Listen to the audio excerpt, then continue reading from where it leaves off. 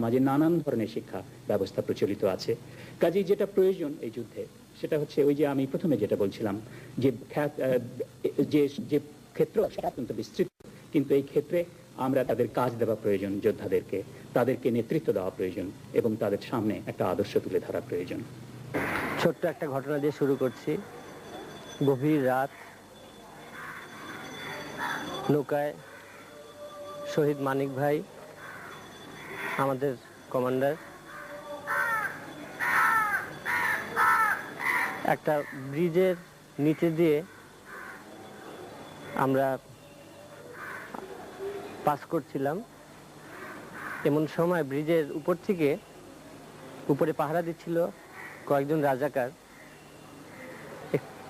একজন বলে উঠল, নৌকা কিনারে ভিড়াও। আমরা সাথে সাথে তৈরি হয়ে গেলাম, হয়তো একটা সম্মুখ সমর বা কিছুর আশায়। কিন্তু তাদের ওই আবছা সেই কিছুটা চাঁদের আলোর সেই পরিবেশটায় ঠিক মনে হলো না যে তারা আমাদের সঙ্গে যুদ্ধ করতে যাচ্ছে। তখন তাদের মধ্যে থেকে একজন জিজ্ঞেস করলো যে নৌকায় মানিক ভাই আছেন? আমরা বললাম যে কেন? বলে একটু কথা আছে, নৌকাটা ভিড়ান। আমরা নৌকাটা ভিড়ালাম এবং মানিক ভাই নিজে এগিয়ে গেলেন। একটা লোক, একজন রাজাকার,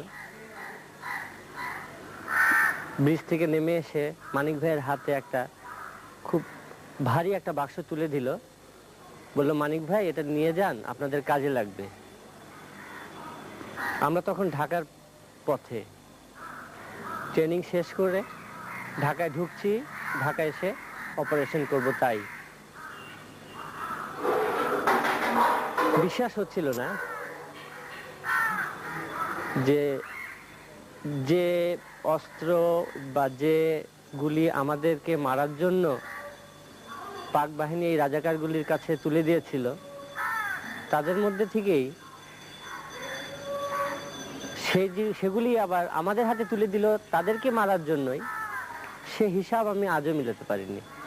স্বাধীনতার জন্য লড়েছি, দেশ স্বাধীন হয়েছে, এখন লড়ছি বাঁচার তাগিদে।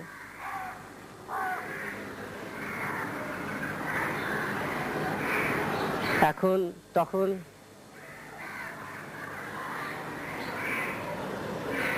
অস্ত্র ত্যাগ করেছি,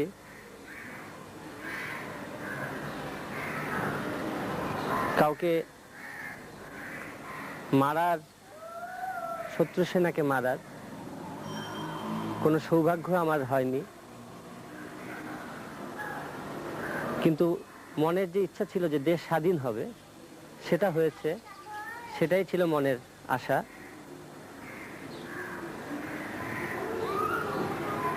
আর এখন স্বাধীনভাবে বাঁচা, স্বাধীনভাবে কাজ করা, সেটাই একমাত্র ইচ্ছা, যার জন্য মাঝে টেলিভিশনে চাকরি করতাম। কিন্তু চাকরি করে আবার বাইরেও চলচ্চিত্র জগতে কাজ করাটা একসাথে দুটো করা যায় না। যার জন্য আমি স্বাধীন পেশাটাকেই বেছে নিলাম। চলচ্চিত্রের কাজ, চলচ্চিত্রের ক্যামেরাম্যানের কাজ। তখনের শুটিং ছিল রাইফেলে, এখনের শুটিং ক্যামেরায়। তখন ছিল দেশকে স্বাধীন করার যুদ্ধ, এখনো যুদ্ধ চলছে ভালোভাবে বাঁচার, সবার জন্য স্বাস্থ্যের, সবার জন্য শিক্ষার। সেদিনই বোধহয় সেই ৭১ সালে যে চিন্তায় যুদ্ধে গিয়েছিলাম, দেশ স্বাধীনের চিন্তায়, সেই স্বপ্ন বোধহয় সেদিন সফল হবে, যেদিন বাংলাদেশে কেউ অশিক্ষিত থাকবে না, অসুস্থ থাকবে না, সবাই ভালো থাকবে।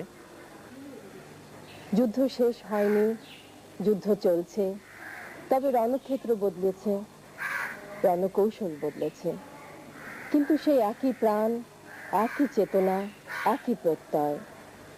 এ যুদ্ধেও আমরা জয়ী হব, এ আমাদের অঙ্গীকার। এরকম অঙ্গীকার থেকে আগেও আমরা কোনোদিন পিছু হটিনি, এখনো হচ্ছি না, কোনোদিন হটব না। এর প্রমাণ উৎসর্গীকৃত প্রাণ। আজ কজনার কথা শুনলাম, এরকম আরো আছেন অনেকে, নিশ্চয়ই আছেন।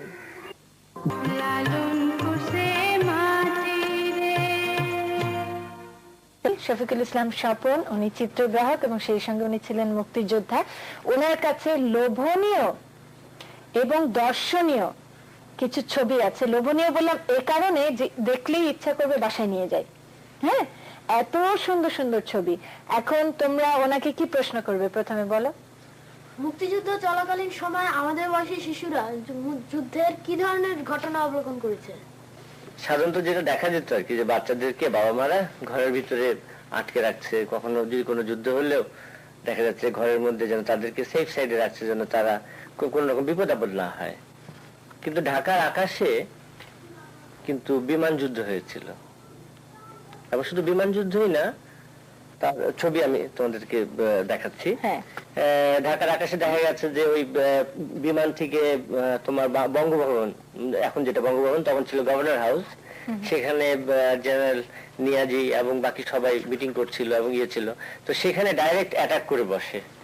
হ্যাঁ, আমাদের যৌথ বিমান বাহিনী যেটা ছিল, সেই মিত্র বাহিনী এবং আমাদের বাংলাদেশের পাইলটরা মিলে যেটা ছিল, তারা তখন ওখানে অ্যাটাক করে বসে, এলিফ্যান্ট রোডে অ্যাটাক করে বসে, তারপর ঢাকা এয়ারপোর্টে। তো সেই দৃশ্য কিন্তু ঢাকার সেই তোমাদের বয়সী যে বাচ্চারা তখন ঢাকা শহরে বসবাস করত, তারা কিন্তু এই জিনিসটা বাড়ির ছাদে উঠে কিন্তু সবাই দেখতে পেরেছে। সাহস ছিল বলতে হয় নাকি? সবাই দেখতে পেরেছে। তোমরা তো বোধহয় ঘরে পালিয়ে। আচ্ছা, আমি কিন্তু এখানে খুব একটু আনকমফোর্ট ফিল করছি। আমার মনে হয় আমাদের একটু কাছে গিয়ে বসতে পারলে কোনো অসুবিধা নেই, ওদের সঙ্গে যত মিশে যাওয়া যাবে। এই যে দেখো, এখন তোমরা ভালো করে ছবিগুলো দেখতে পাবে। তোমরা ছবি দেখতে চেয়েছিলে না? দেখো ছবি, বিশেষ করে এই যে এয়ার অ্যাকশনের ছবি। আপনি কি এই ছবিগুলো তুলতে গিয়ে কোনো বিপদের সম্মুখীন হয়েছেন? ছবি তুলতে গিয়ে বিপদের সম্মুখীন বলার চাইতে আমি তোমাদের একটা ছোট্ট ঘটনা বলি। আমি ছিলাম সেক্টর 2, যে আগে শুনেছো তোমরা যে বাংলাদেশের বেশ কয়েকটা সেক্টরে ভাগ করা হয়েছিল। তো আমি ছিলাম সেক্টর 2 খালিদ মোশাররফ সাহেবের আন্ডারে। ওনার পরে ছিলেন মেজর হায়দার, যিনি বাংলাদেশ টেলিভিশন ওপেনিং করেছেন 17ই ডিসেম্বর। তার অধীনে ছিল আমাদের শহীদ মানিক। আমরা আমাদের দলনেতা মানিককে হারিয়েছি। তারপর মানিক ভাই শহীদ হওয়ার পর নাসিরুদ্দিন ইউসুফ বাচ্চু, ওনাকে তোমরা এখন খুব চিনো, খুব একজন নাটকের একজন ব্যক্তিত্ব হিসেবে, গ্রুপ থিয়েটারের উনি একজন ব্যক্তিত্ব। তো আমরা কিন্তু ওই সাভার এলাকাটা, সাভার, ধামরাই, মানিকগঞ্জ, এই সমস্ত এলাকায় মুক্তিযোদ্ধা ক্যাম্প গড়ে তুলেছিলাম সেপ্টেম্বর, অক্টোবর, নভেম্বর মাসগুলিতে। তো ওই সময় আমি ওখানে এবং ছবি তুলে একদম প্রায় শেষের দিকে, বলা যায় যে নভেম্বরে শেষ হবে কিংবা ডিসেম্বর, তো ওমন একটা সময় আমি ঢাকা, আমার ফিল্ম শেষ হয়ে এসছে। তো ঢাকায় ফিল্মগুলিকে নিয়ে আসবো। তো আসার সময় রাস্তায় আসবো কি করে, সাভার থেকে আসাটা এবং ফিল্মটি নিয়ে আসা একটু খুব রিস্কি। তো এর মধ্যে আমরা কিন্তু আমাদের কিছু টাকা পয়সা আমরা মানুষের কাছ থেকে সাহায্য, কারোর কাছ থেকে কেউ ইয়ে দিয়েছে, ডোনেশন দিয়েছে মুক্তিযুদ্ধের জন্য, অনেকেই সাহায্য করেছে। তো সেই জমানো আমাদের প্রায় 1 লক্ষ টাকার মতো। সেই টাকাটা আমরা আমাদের সেক্টর 2 হেডকোয়ার্টারে পাঠাবো, হায়দার স্যারের ওখানে, যে খুব টাকা পয়সার খুব অভাব ছিল ওই সময়টায়, কারণ আমরা প্রায় না খেয়ে আমাদের থাকতে হতো। তো ঢাকা থেকে একটা গাড়ি নিয়ে আমাদের সাহায্যকারী 2-3 জন বলতে পারো, মানে আমাদেরকে হেল্প করার জন্য তারা গেছেন। গাড়ি নিয়ে আমাদের একেবারে ক্যাম্প পর্যন্ত ওনারা চলে গিয়েছিলেন। আমাকে বাচ্চু ভাই বললেন কি, স্বপন, গাড়ি যখন ঢাকা যাচ্ছে, তুই এক কাজ কর, ওই রিল 2-3টা যা তুলেছিস এগুলি ঢাকায় নিয়ে যা, এগুলি ঢাকায় নিয়ে সেফ সাইডে রেখে আসিস, আর ঢাকা থেকে আরো নতুন কিছু ফিল্ম নিয়ে আসবি এবং ইয়ে নিয়ে আসবি, ওষুধপত্র একটা লিস্ট দিয়ে দিলেন। হ্যাঁ, প্রয়োজনীয় ওষুধপত্র যেগুলো মানে একদম নিতান্তই প্রয়োজন হয়। আর আমরা মোট 4 জন ছিলাম গাড়িতে। এখন সবাই মিলে আলোচনা করতেছে যে আমরা যদি 4 জন গাড়িতে দেখে তাহলে তো রাজাকাররা মিরপুর ব্রিজের উপরে নিশ্চয়ই আটকাবে, যে এতগুলো ইয়াং মাঝ বয়সী এবং কম বয়সী এতগুলো লোক কোথেকে আসছে, যদি চেক করতে বসে তখন তো মানে আমরা ধরা পড়ে যাব। তো এখন কেউই নামতে রাজি না। তো আমি কিন্তু যদিও সর্বকনিষ্ঠ ছিলাম, আমার সাহসটা বোধহয় একটু বেশি ছিল, তা আমি ডিসিশন নিলাম যে আমি নেমে যাব। তো বলি কিন্তু হাতে রয়েছে ফিল্মগুলো, 2 কি 3টা 35 মিলিমিটারের ফিল্ম। আমি করলাম কি, ওই ফিল্মটা মৌজার ভিতরে 2টা ফিল্ম নিলাম, নিয়ে তারপরে আমি বললাম যে ঠিক আছে ব্রিজের একটু আগে আমাকে নামাই দেন, বাজারের মধ্যে নামাই দেন। তো আমাকে বাজারে নামিয়ে দিয়ে ওনারা সোজা ঢাকার পথে চলে আসলেন। আমি করলাম কি, দেখলাম যে মানে একটু নিজেকে অন্যভাবে প্রতিষ্ঠিত করতে হবে, যেন রাজাকাররা যেন টের না পায় যে আমি মুক্তিযোদ্ধা। আমি করলাম কি, ওখান থেকে কিছু পেঁয়াজও কিনলাম বাজার থেকে, কিনে একসাথে রিক্সা ভাড়া করলাম, করে একেবারে ঠ্যাঙের উপরে ঠ্যাং উঠায় দিয়ে হ্যাঁ এদিক ওদিক দেখছি, একটু অভিনয় করতে হলো যে পেঁয়াজু খাচ্ছি দেখছি, যে ওরা ধরবে নিল যে এটা আমাদের দাওয়ালেরই কেউ হবে। আমার রিক্সাটাকে থামালো না, আমি অনেক দূর আগে এসে তারপরে আমি বাসে উঠলাম না বেবি ট্যাক্সিতে উঠলাম, আমার মনে নেই। সেই ঘটনাটাও আমার ছবি তোলা নিয়ে না, কিন্তু ফিল্মগুলিকে নিয়ে আমি খুব বিপদের মধ্যে ছিলাম। আর কিছু উল্লেখযোগ্য ছবি যদি দেখাতেন? হ্যাঁ, উল্লেখযোগ্য ছবি এখানে বলতে পারি যে 17 ডিসেম্বর 1971, এটা বাংলাদেশ টেলিভিশনের প্রথম ফ্ল্যাগ। তো মেজর হায়দার বাংলাদেশ টেলিভিশনকে ওপেন করলেন। তারপরে এখানে ছবি দেখছো যে আমাদের সবচেয়ে ইয়াংগেস্ট একজন মুক্তিযোদ্ধা, ও ট্রেনিং নিয়েছিল এবং ও কিন্তু মানে আমাদের সাথে ছিল, একদম শেষের দিকে জয়েন করেছিল আমাদের সাথে, শহীদ টিটো। তো টিটো প্রচন্ড সাহসী ছিল এবং সর্বকনিষ্ঠ ছিল বলতে গেলে, মানে যোদ্ধা হিসাবে। তো টিটো ওইখানে সম্মুখ সমরে পাকিস্তানি আর্মিরা যখন ঢাকার দিকে আসছে, তখন আমাদের মানে সাভার এলাকায় যে আমাদের 400-500, আমরা কিন্তু প্রথমে এসেছিলাম মাত্র 50-54 জন, সেখান থেকে কিন্তু 100 হয়ে গেছে, আমরা যেহেতু লোকালি ট্রেন আপ করেছি ওদেরকে। হ্যাঁ, তো সামনাসামনি একটা যুদ্ধে সম্পূর্ণ পাকিস্তানি আর্মি সবাই মানে সবাই নিহত হলো এক কথায়। লাস্টে একজন খালি সারেন্ডার করলো, তাকে আমরা অবশ্য পরে রেড ক্রসের কাছে দিয়ে দিয়েছিলাম। তো সেই যুদ্ধে কিন্তু আমরা টিটোকে হারাই। বলে এটা কি ওনার ছবি না, এটা শহীদ সাহারের ছবি। আচ্ছা, এই ছবিটা বলতে গেলে আরেকটা করুণ ইতিহাস চলে আসছে। ও মারা গেছে 14 ডিসেম্বর, যা স্বাধীনতার 2 দিন আগে, একই খুবই কাছাকাছি। এবং শহীদ টিটো শহীদ হয়েছে সাভারে, আর ও শহীদ হয়েছে ঢাকার ফার্মগেট এলাকায়। এই ছবিটায় কিন্তু একটু খেয়াল করলে বোঝা যাবে যে বঙ্গবন্ধুর চোখ দিয়ে পানি বেয়ে পড়ছে। এটা হয়েছে কি, আমরা ঢাকার মুক্তিযোদ্ধারা বঙ্গবন্ধুর হাতে অস্ত্র সমর্পণ করি। তো সেই অস্ত্র সমর্পণের সময় আমাদের নাসির ইউসুফ বাচ্চু ভাই বলতেছিলেন যে আমরা দলনেতা মানিককে হারিয়েছি, আমরা সাহারকে হারিয়েছি, আমি বলতে পারছি না। ক্রমশ আবিষ্কার করছি আমাদের বেদনার জায়গা, আমাদের শোকের জায়গা, আমাদের আনন্দ উল্লাসে পর্যবেসিত না হয়ে বেদনা এবং শোকের সাগরে ভেসেছিল বাঙালি জাতি 1971 সালের ডিসেম্বরের দিনগুলোতে। কেননা আমরা 16 তারিখ সন্ধ্যা থেকে শুনতে শুরু করেছি নানা রকম হত্যাকাণ্ডের কথা, যেটি সংঘটিত হয়েছিল একেবারে যুদ্ধের আইন কানুন না মেনে, জেনেভা কনভেনশনকে ভায়োলেট করে পাকিস্তান সেনাবাহিনী এবং তাদের দোসর রাজাকার আলবদর আল শামস এর সদস্যরা এবং এদেশীয় দালালরা সাধারণ মানুষদের হত্যা করেছিল, সে কথা আপনারা জানেন। বুদ্ধিজীবীদের হত্যা করেছিল, সে কথা আপনারা জানেন। আজকে আমরা দাঁড়িয়ে আছি সেরকম একটি বধ্যভূমি বলা যেতে পারে। সেটি হচ্ছে 1971 সালে 14 ডিসেম্বর সকালবেলায় একই পরিবারের 3 জন সদস্যকে হত্যা করেছিল পাকিস্তান সেনাবাহিনী। সেই পরিবারের যে বাড়িটি ছিল, সেই বাড়ির সামনে তাদেরকে কবর দেওয়া হয় এবং তাদের আরও 2 জন সন্তান পাকিস্তান সেনাবাহিনী কর্তৃক ধৃত হয়েছিল এবং তারা আর কোনোদিন ফিরে আসেনি। 1971 সালের এই ঘৃণ্য হত্যাকাণ্ডের আরও একজন সাক্ষী, যিনি 1971 সালের মহান মুক্তিযুদ্ধের অসম সাহসী যোদ্ধা, সাহারের বন্ধু এবং আমাদের দেশের অত্যন্ত খ্যাতিমান চলচ্চিত্র গ্রাহক এবং চিত্রগ্রাহক শফিকুল ইসলাম স্বপন। কারণ স্বপন ছিল সাহারের বন্ধু এবং সহযোদ্ধা, একসাথে তারা ট্রেনিং নিয়েছে এবং বাংলাদেশে প্রবেশ করেছিল এবং এখানে অস্ত্র রাখার ব্যাপারেও একটা ভূমিকা ছিল। আপনারা পেছনে যে গাছটি দেখছেন, এই গাছটি তখন ওই টিনের বাড়ির সামনে ছিল, যে বাড়িতে সাহারের পিতা এবং অন্যরা থাকতেন, এবং সেই সময়টি খালি ছিল। সেই সময় আমাদের অস্ত্রগুলো এখানে থাকতো। গাছটি এখনো সাক্ষী। আমরা শুনে নিই স্বপনের কাছ থেকে স্বপনের সাথে সাহারের বন্ধুত্ব, এবং পরবর্তী পর্যায়ে সাহারের মৃতদেহের ছবি স্বপন তুলেছিল। এই বইটিতে সেই ছবিটি আছে, আপনাদেরকে আমরা দেখাবো। আমরা তার আগে স্বপনের সাথে কথা বলেছি। সাহার আমার খুবই ঘনিষ্ঠ ছিল, আমরা একই বয়সের ছিলাম। তো মেলাঘর ক্যাম্পে সবসময় দেখা হতো, কথা হতো। তারপরে সবচেয়ে উল্লেখযোগ্য যে ঘটনাটা সেটা ছিল যে আমরা একটা অ্যাম্বুশের মধ্যে পড়েছিলাম, এবং আমাদের নৌকা বোঝাই আর্মস অ্যামুনিশন ছিল, অনেকে আমরা ছিলাম। আমাদের সামনে আরও দুটো নৌকা ছিল। তো আমরা তখন বর্ডার পার হয়ে ঢাকার দিকে আসার কথা। তো এমন সময় রাত্রেবেলা হঠাৎ করে অ্যাম্বুশে পড়ে যাই আমরা। পাকিস্তান আর্মি 3 দিক থেকে আমাদেরকে গুলি করে, এবং আমাদের সামনের 2টা নৌকা সম্পূর্ণ শেষ হয়ে যায়, এবং আমাদের নৌকারও বাকি সবাই তখন পানিতে ঝাঁপ দিয়ে পড়ে পালিয়ে যায়। কিন্তু শুধু সাহার আর আমি, আমরা 2 জন আর মাঝি, মাত্র 3 জন ছিলাম নৌকার মধ্যে। তো সাহার বললো, স্বপন কি করবি বল? আমি বললাম যে তুমি বলো কি করবা। চল নৌকা বাঁচাই। আমি বললাম হ্যাঁ ঠিক আছে, নৌকা বাঁচাবো। তো ওই তখন দেখেছি সাহারের যে সাহস, অসম্ভব সাহসী ছিল সাহার। এবং সেই নৌকাটাকে আমরা এই যে এই গোলাগুলির মধ্যে কন্টিনিউয়াস গোলাগুলি চলছে, আমি সাহার 2 জন মিলে নৌকাটাকে টেনে টেনে আবার একটু সামনের দিকে নিয়ে আস্তে আস্তে আস্তে আস্তে আবার গ্রামের দিকে নিয়ে চলে গেলাম।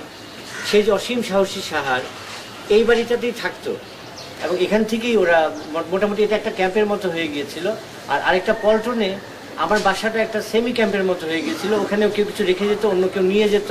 এবং ওখানে এবং যেটা হলো যে যখন নাকি এয়ার অ্যাকশন শুরু হয়ে গেল, এবং আমাদেরকে বাচ্চুভাই খবর পাঠালেন যে মেজর হায়দার বলেছে তোমরা ঢাকা থেকে নড়বা না, যে যেখানে আছো ওখানে থেকে যাও, যে কোনো সময় হয়তো প্যারাট্রুপার্স নামতে পারে, কাজে তোমরা ওখানে থেকে যাও। কাজে আমরা পল্টনে থেকে গেলাম। এখন আসাদ বললো যে আমাদের তো হাতে এখন আর্মস অ্যামুনিশন নাই। এখন শহরের বাসায় আমাদের ঢাকা নর্থে যে সমস্ত আর্মস অ্যামুনিশন ছিল শহরের বাসায় সবগুলো জমানো রাখা ছিল। তো সেখানে নেওয়ার জন্য বললো যে ঠিক আছে তাহলে যেতে হবে। তো আমার দুলাভাই, উনিও মারা গেছেন, ইঞ্জিনিয়ার ছিলেন, উনি বললেন যে ঠিক আছে আমি গাড়ি চালাবো, তাহলে তোরা চল। আমি বললাম ঠিক আছে সবাই মিলে যাই। তখন আবার আসাদ বললো যে না, আমরা সবাই গেলে হবে না, সব তুই থাক, ছবি টবি তুলিস, আমি আর বাবলু যাচ্ছি দুলাভাইকে নিয়ে। তো ওরা ছবি নিতে মানে আর্মস নিতে আসলো, যে গাড়ির পিছনে আর্মস নিয়ে চলে যাবে। এটা সম্ভবত 14 তারিখ দুপুরের দিকে হবে সম্ভবত, আমার ঠিক একজ্যাক্ট সময়টা মনে নাই। তারপরে ওরা কতক্ষণ পরে যখন ফেরত গেল তখন দেখি কেউ কোনো কথা বলতেছে না। এখন আমি দুলাভাইকে জিজ্ঞেস করছি তাহলে কী হয়েছে, কোনো মতেই বলতেছে না। পরে দুলাভাই হঠাৎ করে আস্তে করে আমাকে বুঝায় বললো যে তোর বন্ধুরা তো কেউ বাঁচে নাই রে, কারণ ওদের সবাইকে মেরে ফেলছে। তো ওনারা যে আসছেন এখানে, আসার পরে ডাকাডাকি করতেছে, তো কেউ কেউ জব দিচ্ছে না। পরে ওই সামনের বাসা বা পাশের বাসায় এক ভদ্রলোক কেউ যেন বললো যে আপনারা পিছন দিক দিয়ে যান। তখন তারা পিছিয়ে যেয়ে যখনই দেখছে এরকম মরে পড়ে আসে, তখন আর ওরা দেরি করে নাই, সাথে সাথে যখন নাকি আমাদের এই তো আর্মসও পেলাম না কিছুই না, 16 তারিখ সকালবেলা যখন দেখলাম যে একটা সারেন্ডার একটা ভাব হচ্ছে, তখনই গাড়ি নিয়ে আমরা বেরিয়ে গেলাম। রাস্তায় স্লোগান দিতে দিতে আসতেছি জয় বাংলা বলে, আর লোকজন আবার রাস্তায় বেরিয়ে আসতেছে। এই করতে করতে সোজা প্রথম আমাদের টার্গেট শেরটন হয়ে এই শহরের এখানে চলে আসলাম। এসে তারপরে ক্যামেরা নিয়েই আমি সোজা পিছনে চলে গেলাম। সেখানে গিয়ে আমি দেখলাম যে শহরের বুকের ফুটাটা দিয়ে দেখার চেষ্টা করতেছিলাম যে ওর কলিজাটা কত বড় ছিল, আমি একবার দেখতে চেষ্টা করছিলাম, পারি নাই। এই ছবিটাও আমার এত ভালো ক্যামেরা ছিল, তারপরে আমার হাত কাঁপছে। প্রিয় দর্শক, আপনারা শুনলেন সহযোদ্ধা স্বপনের কাছ থেকে যে কিভাবে সাহারের মৃতদেহ এবং তার ভাইদের মৃতদেহ সে ক্যামেরাবন্দি করেছিল, এবং তারপরেও কিছু রাজাকারকে ধরার দৃশ্য আমরা স্বপনের ক্যামেরায় দেখবো। এবং এছাড়া স্থির চিত্র সবই, এছাড়া ঢাকা শহরের 16 ডিসেম্বর এবং কার্যত 1 ডিসেম্বর থেকে 16 ডিসেম্বর ঢাকা শহরের কিছু চিত্র স্বপনের তোলা আমরা আপনাদেরকে দেখি।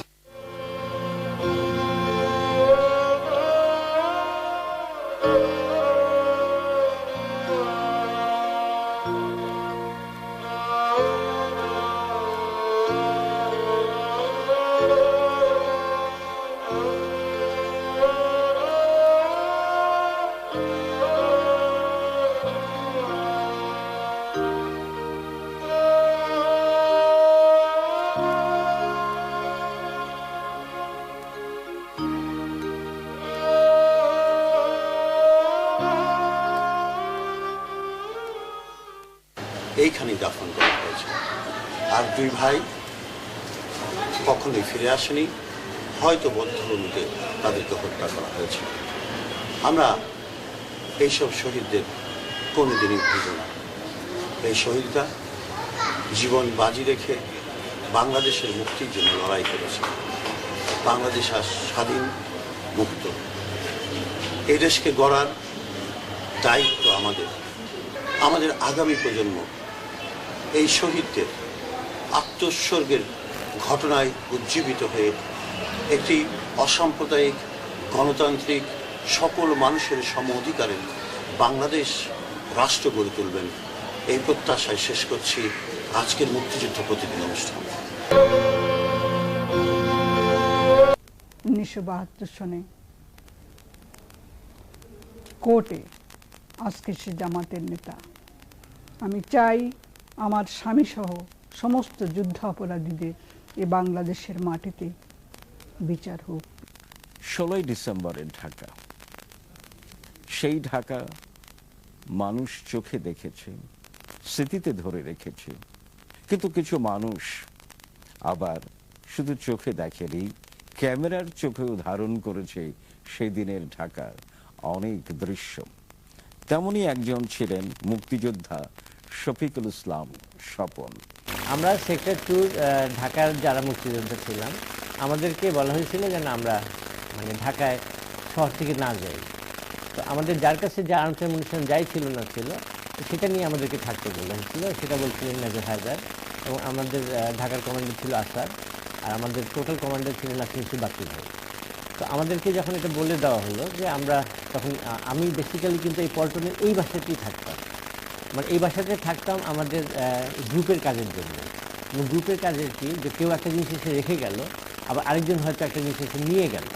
তো এই যে রেখে যাচ্ছে বা নিয়ে যাচ্ছে, তো এইভাবে বলতে গেলে আমার বাসাটাই একটা সেন্টারের মতো হয়ে গেছে। কিন্তু আমাদের একটা দুর্ঘটনা ঘটে গেছিলো যে আমাদের সমস্ত আর্মস অ্যামুনিশন ছিল শহীদ সাহারের বাসা। তো সাহারের বাসাটা ছিল ফার্ম গেটে, তো ওইখানে সমস্ত আর্মস অ্যামুনিশন জমা রাখা ছিল। কিন্তু ঠিক আগের রাত্রে, মানে 14ই ডিসেম্বরের যে রাত, সেই রাত্রেবেলা পাক বাহিনী সাহারের বাসায় আক্রমণ করে, এবং সাহারকে আগে বুঝতে দেয় নাই। ওরই বন্ধু কোনো একজন, সে রাজাকারে ছিল, সে যে পাকিস্তানি আর্মিকে খবর দেয়, এবং খবর দেওয়ার পর পাকিস্তানি আর্মি আসে এবং ওই সাহারকে ডাকে। তো ও আর্মদি বার হয়ে আসে, মানে আর্মস ছাড়াই বেরিয়ে আসে, এবং ওরা 4টা ভাই ওই বাসার মধ্যে ছিল। 4 জনকে মেরে সমস্ত অ্যামুনিশন যা ছিল নিয়ে চলে যায় সেই পাকিস্তানি বাহিনী এবং সাথে রাজাকার। তো সকালবেলা থেকে একটা মানে উঠলো যে সারেন্ডার হচ্ছে একটা ভাব, কিন্তু কোনো রকম খবরই পাচ্ছি না। তো আমার দুলাভাই ছিলেন, উনি মারা গেছেন, বাবলু মারা গেছেন। তো এই দুলাভাই ছিলেন বেসিক্যালি উনি মুক্তিযুদ্ধে সাহায্য করতেন সবসময়। ওই সাহারি বাসা থেকে আর্মস অ্যামুনিশন আনার জন্য উনি গেছিলেন, সাথে বাবলু আর আসাদ গেছিল, আর আমি অপেক্ষা করছিলাম ছবি তোলার জন্য। তো ছবি তোলার জন্য অপেক্ষা মানে কি, যে হয়তো দেখা গেল আকাশে ডগ ফাইট হচ্ছে, দৌড়ে গিয়ে ছাদে চলে গেলাম। সামনের বাড়ির ছাদটা একটু উঁচা ছিল, 3 তলা, এটা 2 তলা ছিল। তো ওখানে গিয়ে ছবি তুলতে চলে যেতাম। তারপরে এই গভর্নর হাউসে বম্বিং, খুবই ইম্পর্ট্যান্ট একটা ছবি, সেই ছবি তুললাম। এই ছবি তোলার জন্য আমি রয়ে গেছিলাম। তো বাবলু, আসাদ আর দুলাভাই 3 জন গাড়ি নিয়ে গেছিলো ফার্ম গেটে আসাদের বাসাতে আর্মস আনতে। তো যেহেতু আনা হলো না, সাহার মানে মোড়ে বাসায় পড়েছিল। তো যাই হোক, সেখান থেকে যেহেতু আর্মস নাই, কিছু করার উপায় নাই, সারেন্ডার হচ্ছে কি না তাও বুঝতে পারতেছি না। তা এর মধ্যে দুলাভাই বললো যে চল গাড়ি নিয়ে বার হই। আমি বললাম যে ঠিক আছে চলেন, দেখি কি হয়। তো ক্যামেরা নিয়ে নিলাম, যে ছবি তো তোলা যাবে, যে যাই হচ্ছে না হচ্ছে ছবিটা তুলি। তো যখন এই বাসার থেকে বার হলাম, এই বাসা থেকেই দুলাভাই গাড়ি চালাচ্ছেন, আমি সামনের সিটে বাম দিকের সিট থেকে বেরিয়ে ক্যামেরা নিয়ে ছবি তুলতেছি, হ্যাঁ, আর স্লোগান দিচ্ছি জয় বাংলা বলে। আর মানুষ ওই অনেকেই ওই মোড়ে মোড়ে ওয়েট করতেছে। তো এটা একটা খুব মানে সুন্দর একটা অনুভূতি, যে এখনও আমার মানে গা শিউরে ওঠে, যে মানুষকে বলি যে মানে আমরা জয় বাংলা বলতেছি, আর মানুষ স্লোগান দিয়ে দিয়ে রাস্তাতে বেরিয়ে আসতেছে সব, প্রত্যেকটা মোড়ে মোড়ে। মানে আমি যে যাচ্ছি, যে ছবিতে দেখবেন যে রাস্তাঘাট খালি, 2-1টা লোক করে করে শেষে জমা হচ্ছে, এবং আমরা স্লোগান দিচ্ছি, তারাও স্লোগান দিয়ে দিয়ে বেরিয়ে আসতেছে। এবং এইভাবে মনে হয় যে আমরা যেখান দিয়ে যাচ্ছি পুরো ঢাকা শহর আস্তে আস্তে পুরো যেন একটা মানে তাজা হয়ে উঠতেছে। এবং রাস্তায় দেখলাম যে এরকম যাচ্ছে, পাকিস্তানি আর্মিরা সারেন্ডার করতে যাচ্ছে।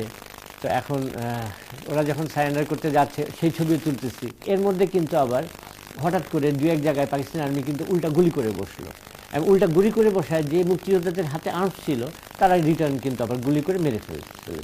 তো এরকম এক জায়গায় দুই জায়গায় পাকিস্তানি আর্মি লাশ পড়ে থাকতে দেখেছি, তাদের ছবি তুলে রাখছি।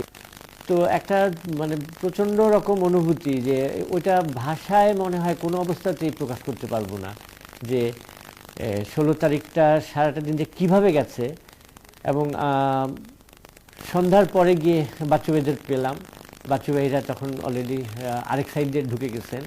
16ই ডিসেম্বর আমি ঢাকায় ঢুকছিলাম, ঢাকা উত্তর মুক্তি বাহিনীর সদস্যদের নিয়ে।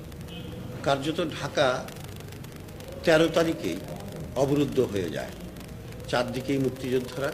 আমাদের সাথে এসে যোগ দিয়েছে সম্মিলিত বাহিনী, বাংলাদেশ সেনাবাহিনী এবং ভারতীয় মিত্র বাহিনী। 16 তারিখে একটি জিপ ভারতীয় এবং তার উপরে একটি পতাকা সাদা, সেটি ভারতীয় কিছু সৈন্য এবং মুক্তিযোদ্ধাদের থেকে একজন। এই স্কাউট কারটি, এই জিপটি প্রথম ঢাকায় আসে। আমাদেরকে প্রথম ওয়্যারলেসে আমরা খবর পেলাম ভারতীয় বাহিনীর কাছ থেকে, মিত্র বাহিনীর কাছ থেকে, যে সারেন্ডার করতে সম্মত হয়েছে। সুতরাং আমাদের যাওয়ার পালা, ঢাকায় ঢোকার পালা। কিন্তু এত হাজার হাজার মুক্তিযোদ্ধা, সাধারণ জনগণ, সুতরাং আমাদের গাড়ি ঘোড়া জোগাড় করে আমি সেই 4টার সেই সারেন্ডার সেরেমনিটা আমি মিস করেছি। আমাদের সাধারণ মানুষদের বিজয়ের আনন্দ এবং উল্লাস, আমাদের বরণ করা আনন্দের সাথে, সেটি কিন্তু জীবনে ভুলবার নয়। এবং হাজার হাজার মানুষ ঢাকার রাস্তায় সমস্ত কিছুকে উপেক্ষা করে, তারা বুঝতেও পারছে না যে পাকিস্তানি আর্মিরা সারেন্ডার করলেও কিন্তু গুলি করতে পারে, তাই ঘটেছিল। যার জন্য 16 ডিসেম্বর অনেক মানুষ মারা গেছে। চলবে 15 অক্টোবর পর্যন্ত। বাংলাদেশ ফটোগ্রাফিক সোসাইটির গ্যালারিতে আজ থেকে শুরু হলো ইবতেসাম ইসলাম ও শফিকুল ইসলাম স্বপনের যুগলবন্দি আলোকচিত্র প্রদর্শনী। শিশু শিল্পী ইবতেসাম তার ক্যামেরায় তুলে ধরেছে দরিদ্র মানুষের দৈনন্দিন জীবন, অন্যদিকে শিল্পী রফিকুল ইসলাম ধরে রেখেছেন কালের ছবি। আমরা বাংলাদেশে আসলে অনেক ডেভেলপ করে গেছি। আমরা আসলে এটা আমাদের প্রচারের খুব অভাব হচ্ছে, যে বাংলাদেশের অনেক মানে ভালো ভালো ফটোগ্রাফার আছে যারা মানে যাদের প্রচার হচ্ছে না। সবচেয়ে ডিফিকাল্ট যে কাজটা আমি করতে পেরেছি সেটা হলো যে কম্পিউটার গ্রাফিক্সকে সিনেমা হলে নিয়ে যাওয়া।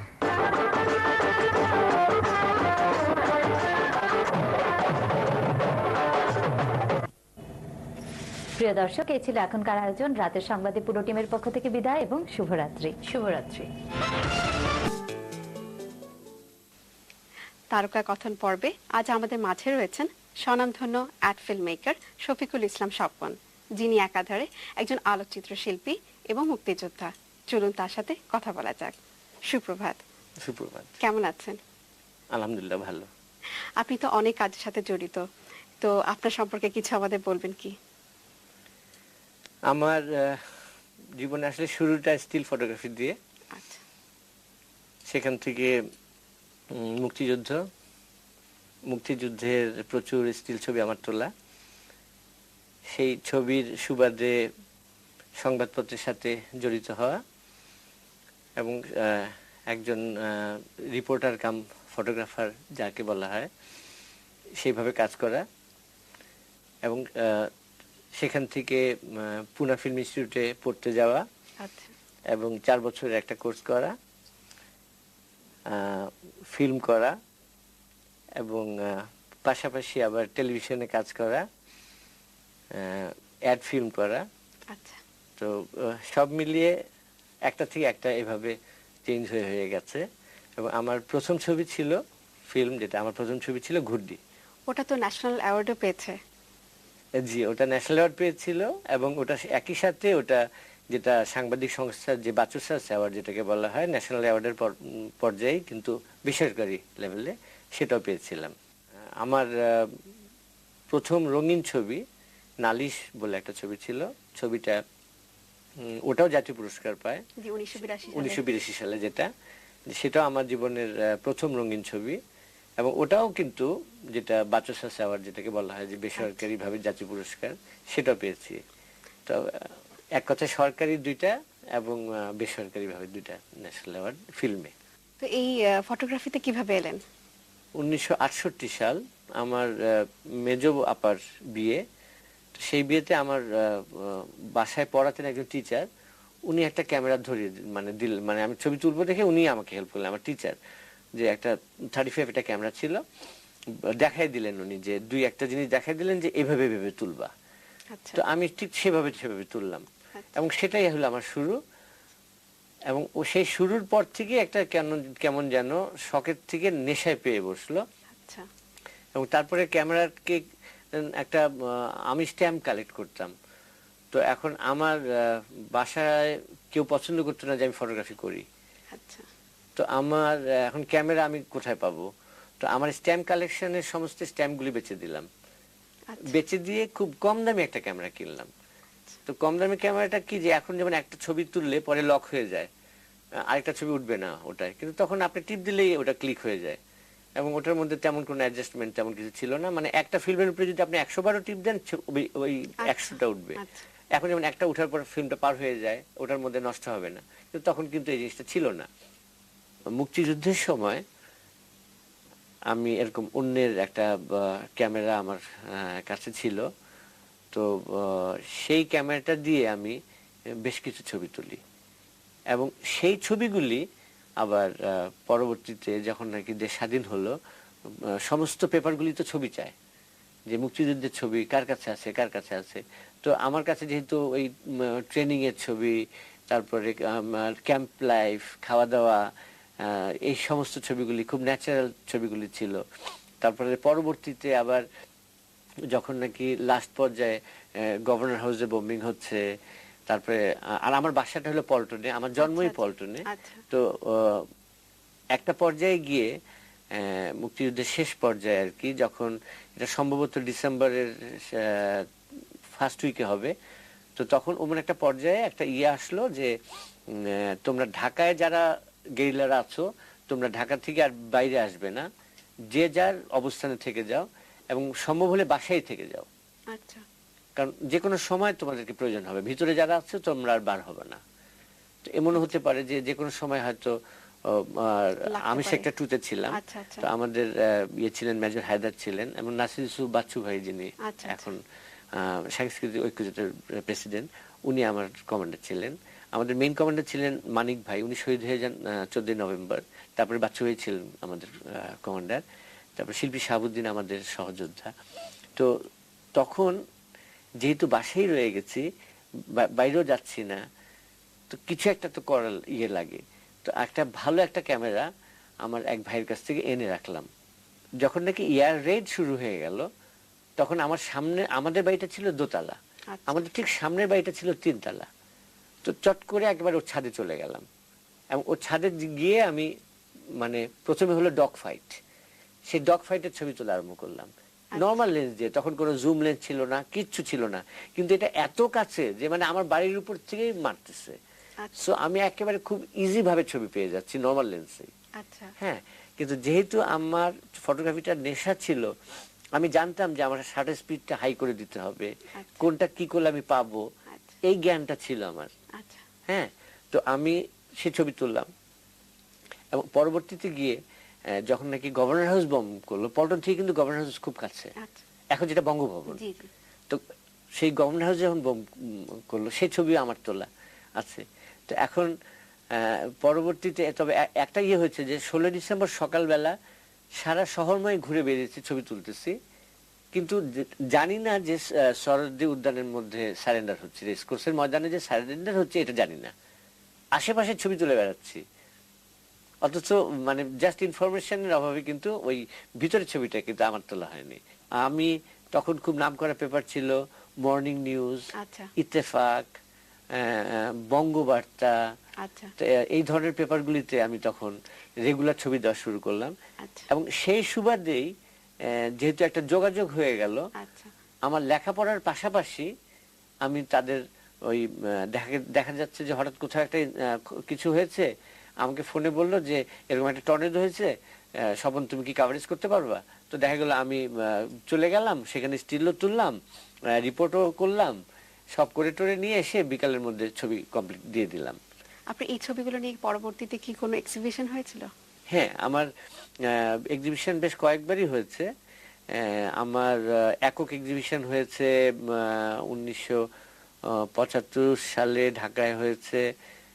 তারপরে এমনিতে আমার ফটোগ্রাফি নিয়ে এক্সিবিশন ইন্ডিয়াতে হয়েছে 1976-77 সালের দিকে। পরবর্তীতে আমার মুক্তিযুদ্ধের উপরে আমার বিরাট এক্সিবিশন হয়েছে গত 1997 সালের মার্চ মাসে জাতীয় জাদুঘরে। পুরোটা মার্চ মাস ধরে আমার এক্সিবিশন ছিল। তার আগে 96 সালে পুরো ডিসেম্বর মাসটা বলা যায় জাতীয় চারুকলায় আমাদের সেক্টর 2 একটা এক্সিবিশন ছিল। ওটাও আমার মানে মোরলেস এক্স্যাক্টলি একক বলা যায় না, মানে আমার একক ছাড়াও কিছু কালেকশন ছবি ছিল অল্প কিছু। ফটোগ্রাফিতে শুনলাম আপনি অ্যাড ফিল্ম মেকিং কবে থেকে আসলেন? এটা এসেছে আমার আসলে যে কাজের নেশা, নতুন নতুন কাজ কি করা যায় ইত্যাদি। তো আমি যখন স্টিল ফটোগ্রাফি থেকে মুভিতে গেলাম, এটাও একটা আছে যে আমার ফ্যামিলি কখনো চায়নি, আমার বাবা মা চেয়েছেন সবসময় যে আমি ডাক্তার হব অথবা ইঞ্জিনিয়ার হব, আর আমার ছিল যে না আমি এই মিডিয়া লাইনে যাব। হ্যাঁ, যে আমি ফটোগ্রাফার বলেন, মেকার বলেন, ডিরেক্টর বলেন, যাই বলেন, আমি এক কথায় আমি এই মিডিয়ার দিকে আসব, আর আমার বাবা মা হতে দেবে না। তো 71 আমাকে একটা বিরাট হেল্প করেছে যে তার আগ পর্যন্ত আমি তো বাবা মার কন্ট্রোলে ছিলাম, কিন্তু মুক্তিযুদ্ধে যখন গিয়েছি তখন তো ধরেন এক কাপড়ে বের হয়ে চলে গেছি। তো এটা মানে একটা দেশ স্বাধীনতার সাথে সাথে কিন্তু আমি নিজেও স্বাধীন হয়ে গেছি। একটা আমার নিজের জন্য আমি কিন্তু একটা বিরাট চেঞ্জ হয়ে গেছে। আমি তারপর ধরেন পেপারে কাজ করছি, এখানে কাজ করছি, ওখানে কাজ করছি। তো আমার লেখাপড়া করে যাচ্ছে, আমি নটরডেম কলেজে পড়ছি, আমি ঢাকা ইউনিভার্সিটিতে জিওগ্রাফিতে পড়ছি, ইউনিভার্সিটিতেও ফটো কন্টেস্টে আমি গোল্ড মেডেল পেয়েছি আপনি জানেন। তো আমি ওখানেও এক্সিবিশন হয়েছে, আমার ঢাকা ইউনিভার্সিটিতেও এক্সিবিশন হয়েছে। তারপরে এই করতে করতে ও মাঝখানে একটা বলতে ভুলে গিয়েছিলাম যে বাংলাদেশে ফটোগ্রাফির কোনো বই ছিল না, প্রথম বইটাও আমার লেখা। হ্যাঁ, ওই একটা ছোট্ট বই টিএসসি তে বিক্রি হতো মাত্র 2 টাকা করে, কারণ আমি যে যেন একটা সাধারণ লোক একটা কিছু ফটোগ্রাফি সম্বন্ধে জানতে হলে বিদেশি কোনো বই আসতো না, কিছু ছিল না, তো অ্যাটলিস্ট কিছু একটা গাইডলাইন পায়। ফটোগ্রাফিতে আপনি লেখক হিসেবে আত্মপ্রকাশ করেছেন, বাংলাদেশের প্রথম বইটা আমারই করা। তো এই করে করে যে পরবর্তীতে আমি নিজের এই সমস্ত কর্মকাণ্ডের জন্য আমি সরকারিভাবে একটা স্কলারশিপ পাই, সেটা হলো পুনা ফিল্ম ইনস্টিটিউটে, এবং স্কলারশিপটা ছিল ফিল্ম মেকিং এর উপরে। তো ফিল্ম মেকিং এর উপরে এটা 4 বছরের কোর্স। তো 4 বছরের কোর্সের মধ্যে আমাকে প্রথম 2 বছর আমাকে পড়তে হয়েছে sound engineering and sound recording, camera, direction, editing এবং অ্যাক্টিং। হ্যাঁ, মানে অ্যাক্টিং সহ সবকিছু করতে হয়েছে। 2 বছর যে আমি ইন্টিগ্রেটেড কোর্স যেটা করলাম, এটা কমন কোর্স বলা হয়, আমাদেরকে একেবারে প্রত্যেকটা জায়গায় কাজ করতে হতো, এবং সকাল 7টা থেকে রাত 12টা পর্যন্ত ডেইলি কাজ করতে হতো। মানে আমরা ওই 2 বছরে মানে কোনো কিছু করতে পারিনি, মানে খাওয়া দাওয়াটাও ঠিক মতো করতে পারিনি, এত কাজ করতে হয়েছে আমাদেরকে। তো এখন ওই 2 বছরের পর, ওই 2 বছরে এক কথায় আমরা মোরলেস নিজেরা এক একজন একটা মেকার হিসেবে তৈরি হয়ে গেলাম। এরপর আমাদেরকে বলা হলো যে তোমরা যে কোনো একটা জায়গায় যে কোনো একটা সাবজেক্টে তোমাদের ডিগ্রিটা কমপ্লিট করো, কারণ এটা ছিল পোস্ট গ্রাজুয়েট ডিপ্লোমা 4 বছরের। তো 2 বছরের টোটাল বেস লাইনটা দিয়ে দিল যে আমরা তার মানে জ্যাক অফ অল, এবার মাস্টার কিছু একটা হতে হবে। তো আমি যদি ওই লাস্টের 2 বছর সাউন্ড ইঞ্জিনিয়ারিং এ নেই, তাহলে আমি ইঞ্জিনিয়ার হয়ে ঢাকায় ফিরি। কিন্তু আমি তো আগেই নেশা আমার যে না, আমার বাবা মা আমাকে ইঞ্জিনিয়ার বানাবে বলছিল, আমি ইঞ্জিনিয়ার হব না, ডাক্তার বলছিল আমি হব না, তো কি হবো, আমি ক্যামেরাম্যান হব। তো আমি ওই ফাইনাল 2 বছর আমার সাবজেক্ট নিয়ে নিলাম ক্যামেরা, যে ক্যামেরা আমি স্পেশালাইজেশন করব।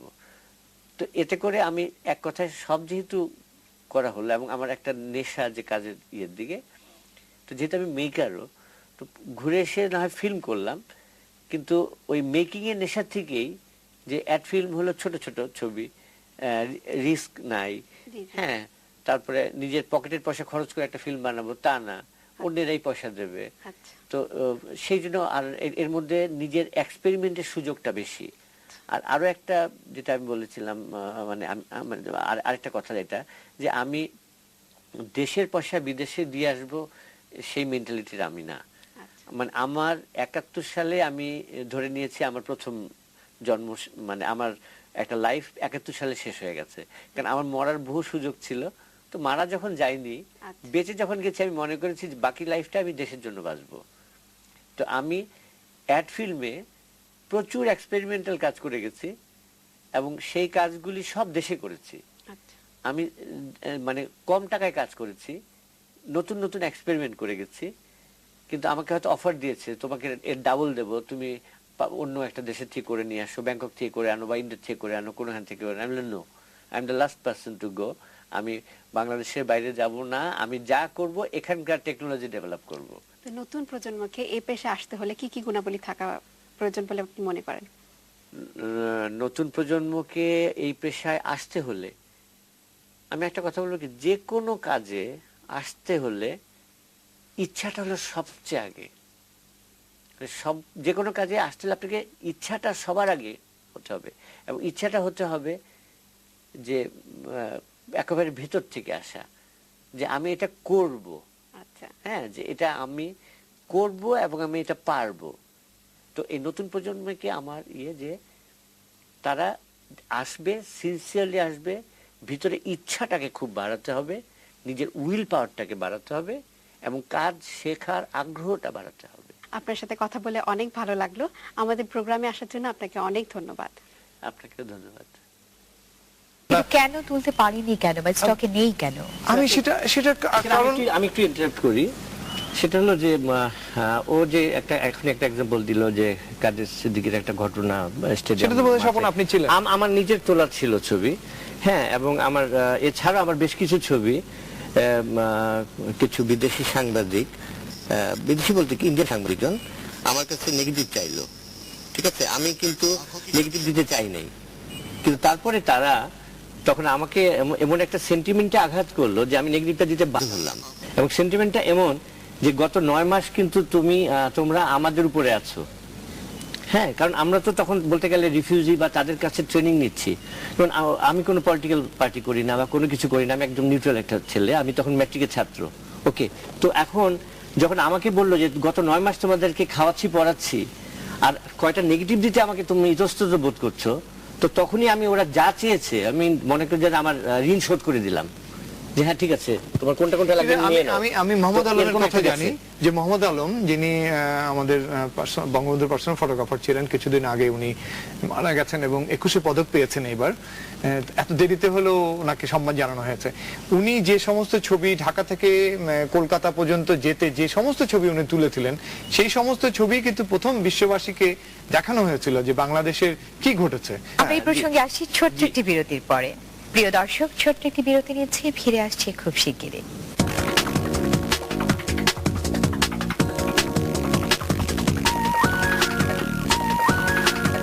প্রিয় দর্শক, আবারও স্বাগত জানাচ্ছি আরএফ বিল্ডার্স যে কথা কেউ বলেন অনুষ্ঠানে। বাবুল ভাই, আপনি বলুন যে মুক্তিযুদ্ধ ভিত্তিক চলচ্চিত্র বা ডকুমেন্টারি সম্পর্কে বলুন, আমাদের কি কি আছে কি কি নেই। বঙ্গবন্ধুর হত্যার পরে তো আমরা একদম স্টপ হয়ে গেলাম, কারণ যে গভর্নমেন্ট আসলো সেই গভর্নমেন্ট তো বঙ্গবন্ধুকে নিয়ে কথা বলা তো দূরের কথা, বঙ্গবন্ধুর ছবি দেখাতেও খুব মুশকিলের ব্যাপার ছিল। এবং 1975 সালে আমরা আগেই বলেছি যে আমরা বঙ্গবন্ধুর হত্যার প্রতিবাদ করতে গিয়ে ভারতে চলে যাই। 1982 সালে আমি দেশে ফিরি। দেশে ফেরার পরে 1996 সালে আমি বিটিভিতে চুক্তিভিত্তিক ক্যামেরাম্যান হিসেবে আমি জয়েন করি। সেই সময় আমাকে আমাদের তথ্যমন্ত্রী ছিলেন আবু সাইদ চৌধুরী, আবু সাইদ ডক্টর প্রফেসর আবু সাইদ, উনি বললেন যে বাবুল এক কাজ করো, বদ্ধভূমির উপরে তুমি ডকুমেন্টারি করো। দিলাম, সমস্ত বাংলাদেশ চষে বেড়ালাম, যেখানে যেটা পেলাম করলাম। কিছু গেল, 5 বছর তো অল্প সময়, তারপরে আবার অন্য সরকার আসলো, গেল না।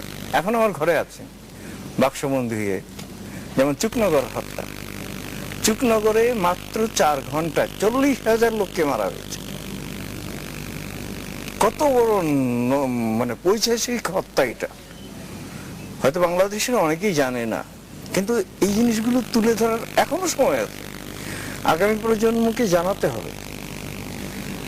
সেই জন্য আমার অনুরোধ, বিনীত অনুরোধ এই সরকারের কাছে, আমাদেরই সরকার, মুক্তিযোদ্ধার সপক্ষে সরকার। আমি একটু স্বপন ভাইয়ের কাছে জানতে চাচ্ছি যে এমন কোন ঘটনা স্মৃতি আছে যেটা তুলতে পারেননি, মুক্তিযুদ্ধের সময় দেখেছেন কিন্তু ছবি তুলতে পারেননি? মানে এমন একটা খুবই ঘটনা যেটা রয়ে গেছে যে আমি 16 ডিসেম্বর সারাদিনই ছবি তুলে বেরিয়েছি ঢাকা শহরে। হ্যাঁ, কিন্তু এবং এটার কারণ এটাই হলো যে আমরা ঢাকা সেক্টর 2 আমরা ঢাকা শহরের মধ্যে থেকেই মুক্তিযুদ্ধ করেছি। তো কোনো একটা কারণে আমাদের ওই দিন আমাদের হাতে কোনো আর্মস ছিল না। হ্যাঁ, আমার ঢাকার ছিল রাসুল ইসলাম আসাদ, ও ছিল আমার ঢাকার কমান্ডার। ওর নিজের হাতে করা বাইতুল মোকাররম অপারেশন এবং ঢাকা শহরে বেশ কিছু অপারেশন হয়েছে। তো আমাদের শেষের দিকে আমাদের হাতে কোনো আর্মস ছিল না।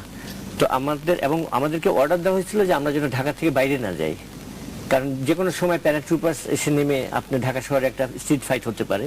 সো আমাদেরকে রেডি হয়ে থাকতে হয়েছে।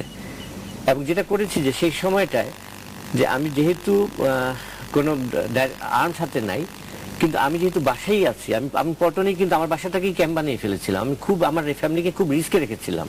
তো 16 তারিখে সকালের দিকে বেরিয়ে গেলাম ছবি তুলতে, যে ঠিক আছে যখন আর কিছু পারতেছি না তো অন্তত ছবি তো তুলতে পারবো। এখন কখন সারেন্ডার হবে না হবে সেটাও জানি না।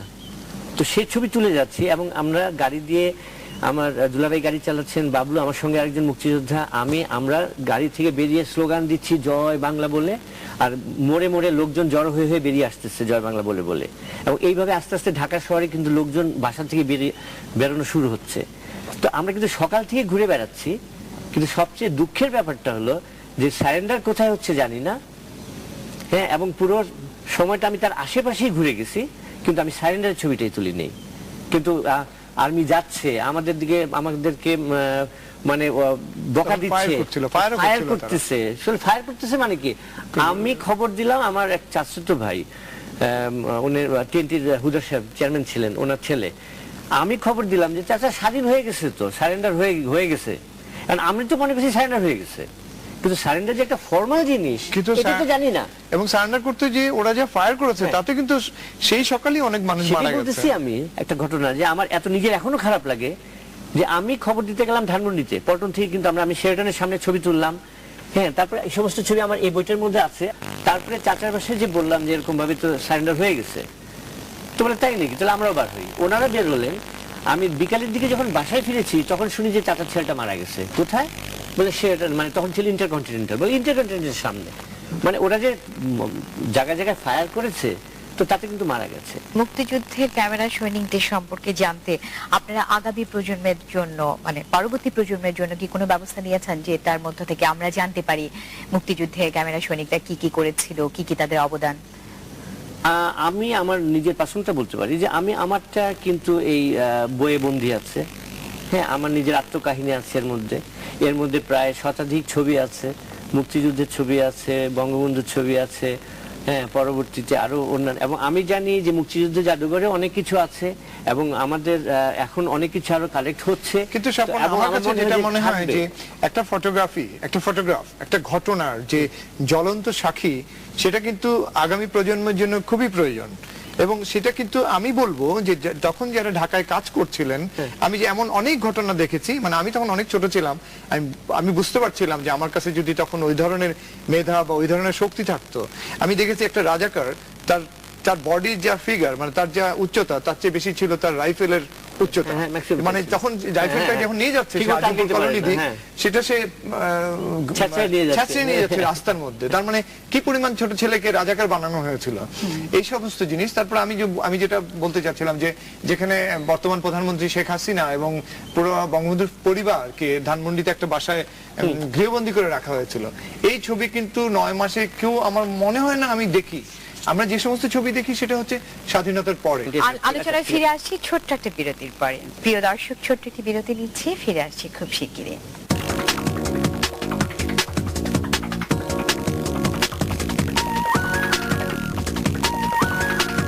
প্রিয় দর্শক, বিরতির পর আবারও আমন্ত্রণ জানাচ্ছি আরএফ বিল্ডার্স যে কথা কেউ বলেনি অনুষ্ঠানে।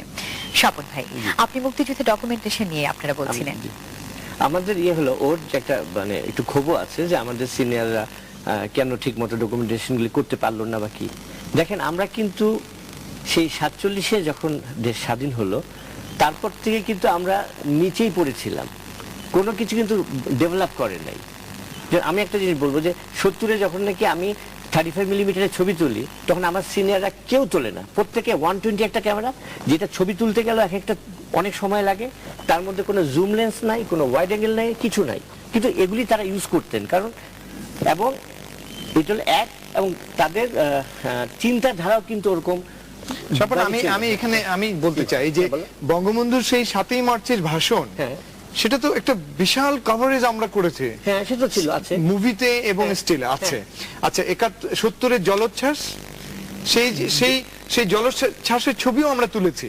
আচ্ছা, তাহলে রাজনীতিক এই যে আমরা পল্টনে মার্চ করছি, এই যে ঘটনাগুলি ঘটছে, একটা রাজনীতি যে একটা দেশ যে স্বাধীনতার দিকে এগিয়ে যাচ্ছে, ফটোগ্রাফির কিন্তু সামান্তলেই ফটোগ্রাফি মানুষকে জানান দিচ্ছে যে কি হচ্ছে, তার রিফ্লেকশন তো ক্যামেরার মাধ্যমেই সারা দেশ জানতে পারছে। তখন তো এত কিছু ছিল না। কিন্তু আমার সেটাই কথা, কিন্তু হঠাৎ করে এখানে আমি একটা কথা বলবো যে তুমি যেমন যাদের কথা বলছো, ম্যাক্সিমাম আমাদের ফটোগ্রাফাররাই কিন্তু কোনো না কোনো পেপারে চাকরি করছেন, এবং তারা চাকরির দায়িত্ব পালন করতে গিয়ে হয়তো একটা জলোচ্ছ্বাসে যাচ্ছে, 7ই মার্চের লেকচারে যাচ্ছে, তখনকার রানিং কোনো ঘটনা কভার করছে, কেউ কিন্তু নিজের থেকে কোনো কাজ করতে যাচ্ছে না। এত বড় একটা যুদ্ধ, সেখানে আমাদের নিজেদের দায়িত্ব নাই আছে, কিন্তু করছে না। কারণটা কি? যে মেন্টালিটিটাই কিন্তু ব্যাকডেটেড হয়ে পড়ে আছে, যেটা আমি মনে করি। কিন্তু তারপরেও এখন মনে করে কে করলো কাজ বড় কথা না, আমাদের দেশের জন্য কাজ হয়েছে সেটাই বড় কথা। এখন ডকুমেন্টেশন কিছু একেবারে হয়নি তা না। ধর আমরা যা তুলেছি, আমাদের নেগেটিভ কিছু বিদেশিরা নিয়েছে, বিদেশিরা এসেছে, কাজ করেছে, সে কাজ তো হয়েছে। হ্যাঁ, কাজ তো হয়েছে। এখন যেমন 9 months to freedom, হ্যাঁ, এটা করেছে ইন্ডিয়ান একজন, আমাদের জহির রায়হান করেছে স্টপ জেনোসাইড। তো এরকম একেবারে হয়নি তা কিন্তু না, এবং একটা সময়েরও ব্যাপার আছে।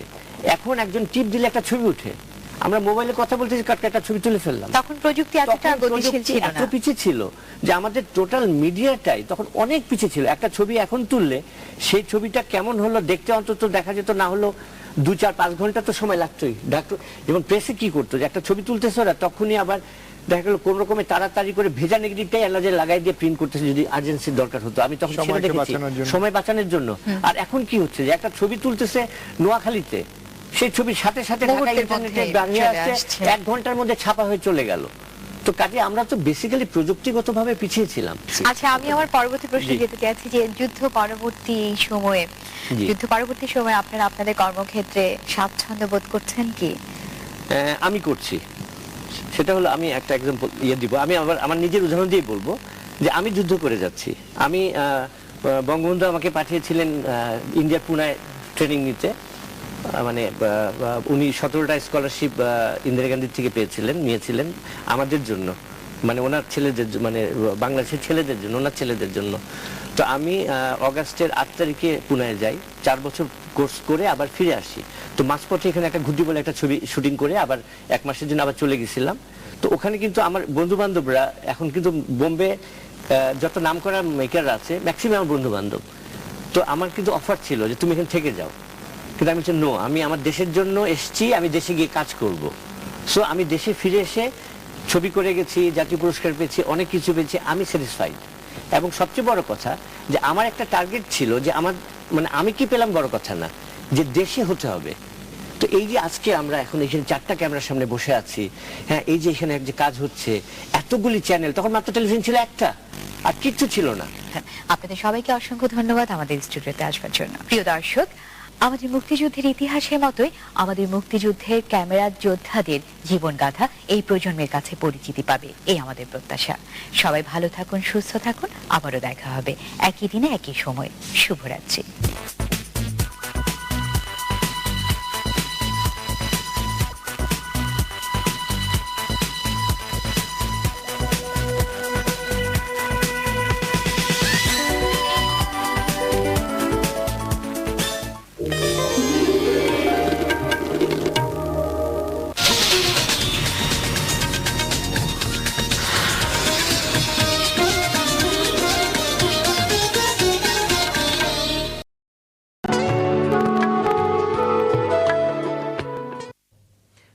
সকাল, সবাইকে স্বাধীনতা দিবসের শুভেচ্ছা জানিয়ে শুরু করছি আজকের রাঙা সকাল। আজকের দিনটি অনেক দিক থেকেই বিশেষ। আজ 12 চৈত্র 1421 বাংলা, 26 মার্চ 2015 বৃহস্পতিবার, মহান স্বাধীনতা দিবস। আর আজকের এই দিনটিকে ঘিরে অনেক ধরনের আয়োজন রয়েছে, সারা দেশ জুড়ে রয়েছে মাছের পর্দাতেও। আর সারাটি দিন যেন আপনার সুন্দর কাটে, স্বাধীনতা দিবসের আমেজ যেন আপনাদের মধ্যে সারাদিন ধরে বিরাজ করে, তার জন্যই সকাল সকাল রাঙা সকালের সব আয়োজন নিয়ে আমরা চলে এসেছি। রাঙা সকালে দুজন অতিথির সাথে 2 ঘন্টা কাটাবো আমরা, আর তাদের সাথে কথা বলবার জন্য রয়েছে আমরা দুজনও, আমি অদিতি এবং আমি কিবরিয়াও রয়েছি। শুভ সকাল এবং স্বাধীনতা দিবসের শুভেচ্ছা জানিয়ে শুরু করছি। স্মৃতিসৌধে ইতিমধ্যে অনেকেই চলে গিয়েছেন, অনেকে আজকে সারাদিন ধরেই সেখানে যাবেন এবং ফুল দেবেন, শ্রদ্ধা জানাবেন আমাদের মুক্তিযোদ্ধাদের, যারা বেঁচে আছেন কিংবা যারা চলে গেছেন মুক্তিযুদ্ধের দিনে, সেই সব মানুষদের। এবং যেটা বলছিল অদিতি একটু আগেই, যে পুরো সময়টা জুড়েই মাছরাঙা টেলিভিশন আপনাদের সামনে সেই সব দিনগুলোর কথা মনে করিয়ে দেবে। রাঙা সকালে তার ব্যতিক্রম না। আজকে প্রথম ঘন্টায় আমাদের সঙ্গে যিনি আছেন, আড্ডা দেবেন, আমরা তাকে পেয়ে নিঃসন্দেহে গৌরবান্বিত। আমাদের সঙ্গে রয়েছেন মুক্তিযোদ্ধা এবং আলোকচিত্রী সেই সময় শফিকুল ইসলাম স্বপন। চলুন আমরা তাকে শুভ সকাল জানাই। শুভ সকাল। শুভ সকাল। কেমন আছেন? আলহামদুলিল্লাহ ভালো। জি, একটা তো হচ্ছে ক্যামেরার প্রেক্ষাপট পাল্টে গেছে, ক্যামেরা নতুন হয়ে গেছে, সময়ের প্রেক্ষাপট পাল্টে গেছে, ছবিও নতুন হয়ে গেছে, কিন্তু মুক্তিযুদ্ধের সেই সব দিনের কথা, সেই পুরনো ক্যামেরা এখনো কতটা টানে? সবসময় টানে, সবসময় মনে হয়।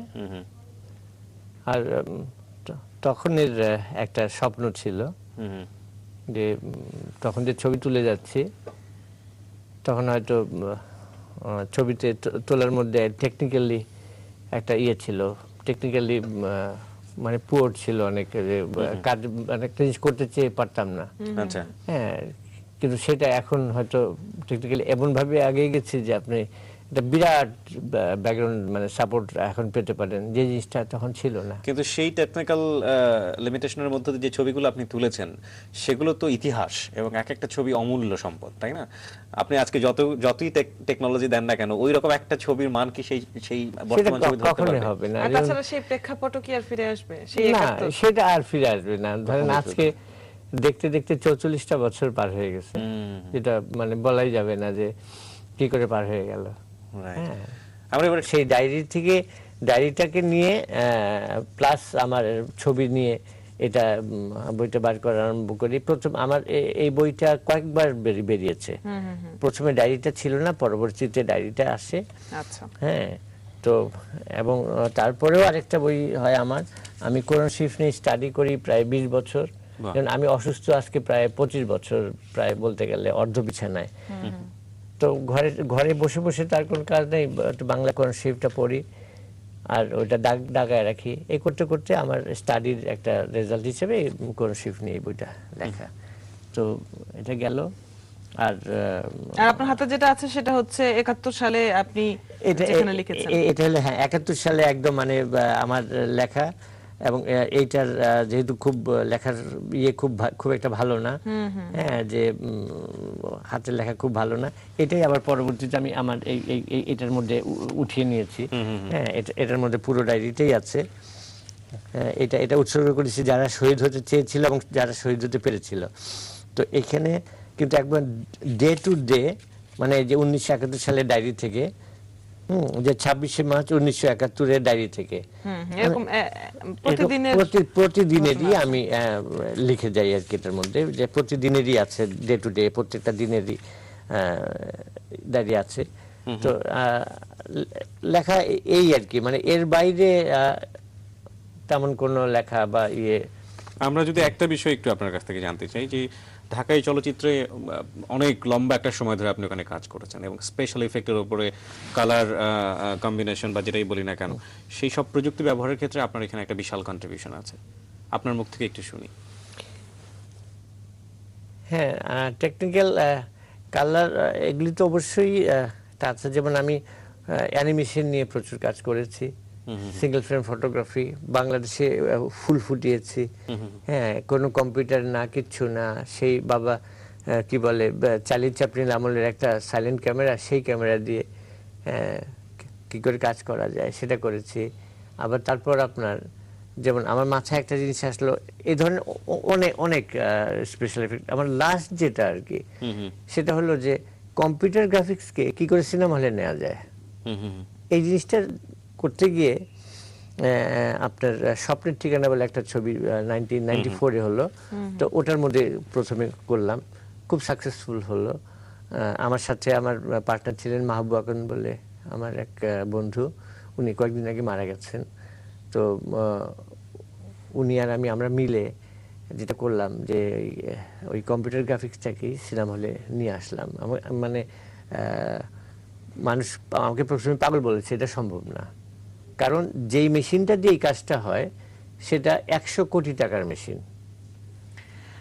এরকম প্রতিভাবানদেরকে অনেক সময় মানুষ পাগল ভেবে থাকেন এবং তাদের সেই সময়ের করা পাগলামিটা পরে একটা সময়ে এসে বিশাল সফলতা হয়ে যায়, এবং আপনার ক্ষেত্রেও তাই হয়েছে। আমরা স্যার একদম আড্ডার শেষ দিকে চলে এসেছি। আজকে 26শে মার্চের এই সকালটিতে, এই বিশেষ দিনটিতে আপনি আমাদেরকে সময় দিয়েছেন। খুব ছোট্ট করে আমাদের দর্শকদেরকে যদি আপনার কিছু বলার থাকে। দর্শকদের এটাই বলবো, দেশকে ভালোবাসেন।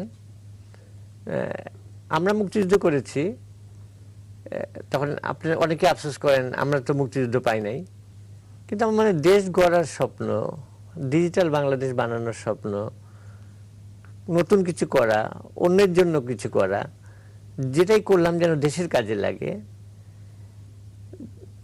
আমার মনে এটাই আমার মনে হয় যে তাহলে এই কাজটুকু আপনারা করতে পারেন। অনেক অনেক ধন্যবাদ স্যার, আপনার ব্যস্ত সময় অনেকটা সময় আমাদের ভালো থাকবেন।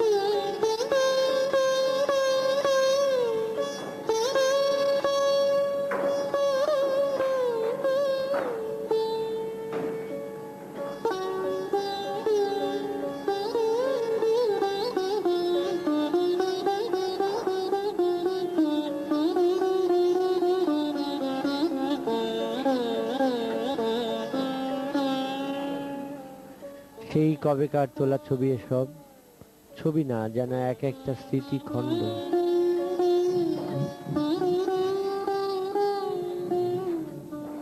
একাত্তর খুব দূরের কি, আজও মনে হয় যেন এই তো সেদিনেরই ঘটনা। আর সেই সময়কার মানুষগুলো, উজ্জ্বল মানুষগুলো, তারা আজ কোথায়? মানিক ভাই শহীদ হলেন, আর অন্যেরা, জীবিতরা, তারা সবাই জীবন জীবিকার সন্ধানে বিচ্ছিন্ন।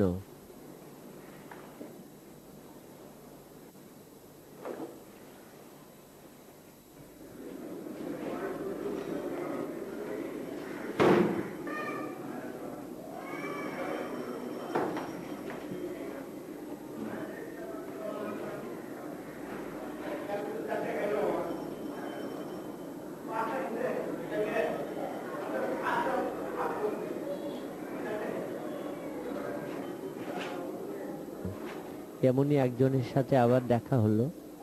৭১-এর মেলাঘর ক্যাম্পে সাহসী মুক্তিযোদ্ধা হিসেবে চিনেছিলাম তাকে, তারপর বহু দিন দেখা নেই। আবার যখন দেখা হলো, নতুন করে চিনলাম তাকে, বিশ্ববিখ্যাত শিল্পী শাহাবুদ্দিনকে। ভ্রমণে বের হবেন তিনি, সফরসঙ্গী হতে বললেন আমাকে।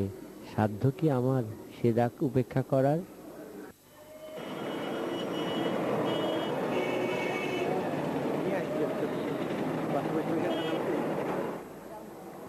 অনেকদিন পর বিদেশ থেকে দেশে এসেছি, আমার বন্ধু স্বপনকে নিয়ে আমরা কুষ্টিয়ার উদ্দেশ্যে রওনা দিয়েছি।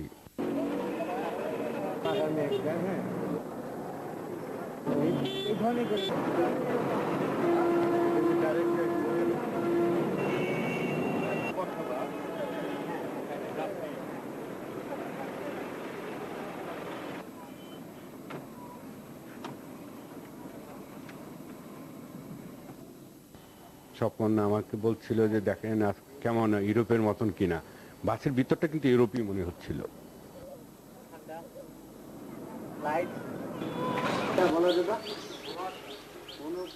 আমার নিজে একটু ভয় ভীতি মনে হচ্ছে, আধ্যাত্মিক ব্যাপার তো, সে আধ্যাত্মিক এরিয়াটা আমি মর্মটা ঠিক বুঝতে পারি নাই বা বুঝবো না, এইটার একটা ভয় ছিল যে একটা ফকির এত এত বড় হয় কি করে, ওইটা একটু কাজ করছিল আমার মনে।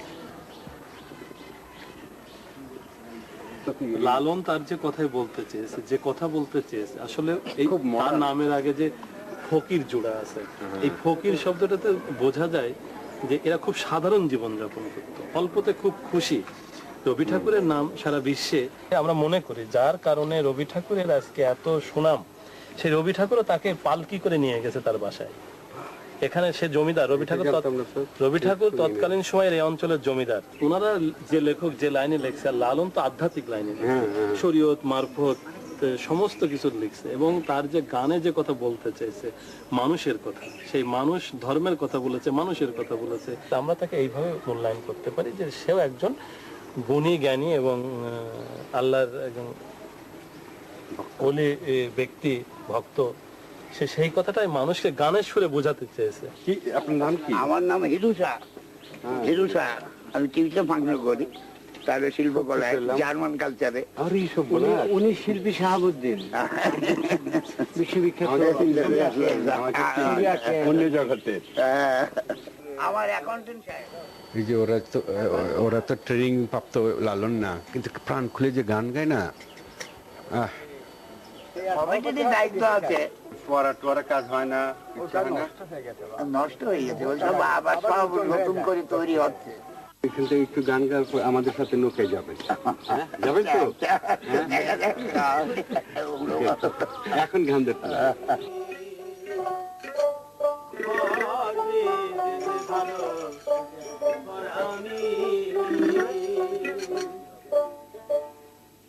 এক কুটির পর পাড়িম সাদা, এক কুটির পর পাড়িম সাদা, নিচে নাই ভূমি, নিচে নাই ভূমি, ঘর বেঁধেছে ভালো ঘর আমি, বাইরে ঘর বেঁধেছে ভালো ঘর আমি।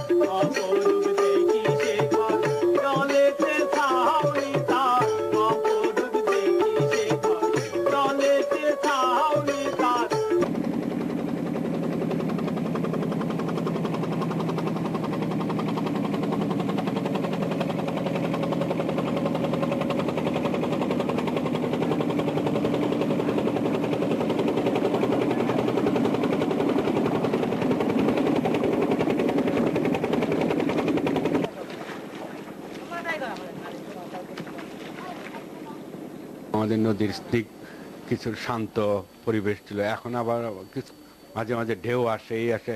আমাদের মনে হয় আমাদের প্রাকৃতিক এই কারণেই আমাদের মানুষেরও অতি সহজেই আমরা ইমোশনালি কেঁদে ফেলি, ইমোশনালি আবার রেগে যাই। এটারও একটা কারণ এই পানির সাথে যুক্ত আছে।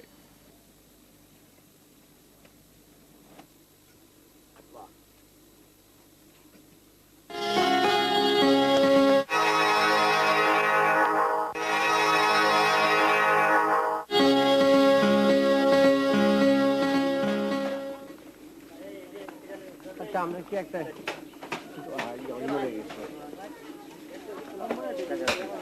আগাও গাড়িটা নিয়ে যাও।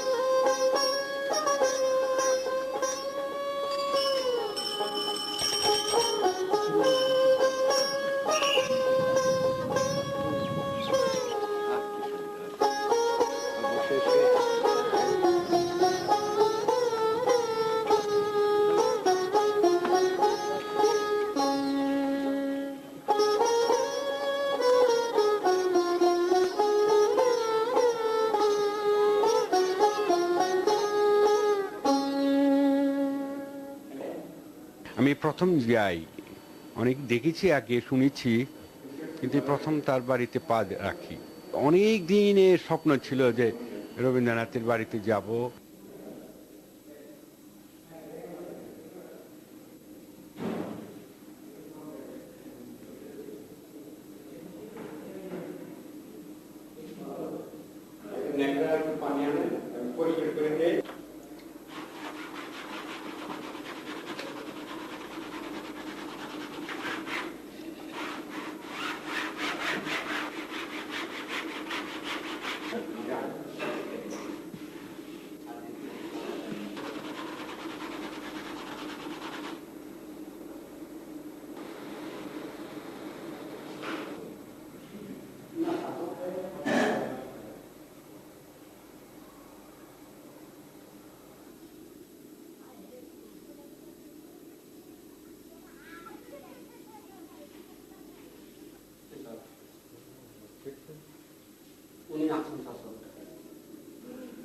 এটাই চকলা, এটা উনি ঘুরে বেড়াচ্ছেন। এটা তো স্মৃতি হিসেবে বেড়াবে না, এটা মেশিনে চলতো তো। মেশিন ছিল তখন? মেশিনে চলতো। হ্যাঁ, এইভাবে লেখা। হ্যাঁ, প্যারিস type 2 Turkmanagier। তার মানে ওই যেই জায়গাটা উপরের জায়গাটা তো ঠিক আছে, জি ঠিক আছে, শুধু তলাটা বানানো। জি তলাটা বানানো। হ্যাঁ, তার মানে বেসিক স্ট্রাকচারটা ঠিক আছে। কিন্তু পাকিস্তানে আমাদের রবীন্দ্রনাথের গান নিষিদ্ধ ছিল, এবং ওইটারই তো মূল সূত্র যুদ্ধ হওয়ার, বাংলা ভাষা। চলো এখানে আরো ছবি দেখি।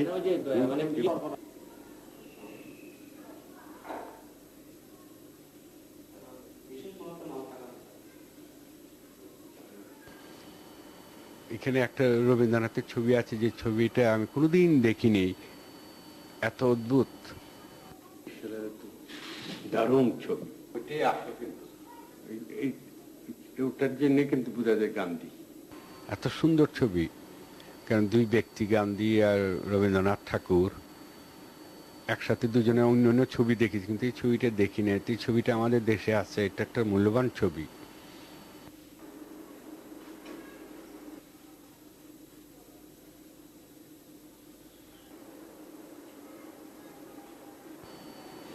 এই ছবিটা আমি দেখি না, কি সুন্দর। পৃথিবীর শ্রেষ্ঠ জ্ঞানী লোক আইনস্টাইন আর রবীন্দ্রনাথ। এটা একটু গুরু গুরু স্ট্রং না, চোখে দিয়ে একটা ভাবা।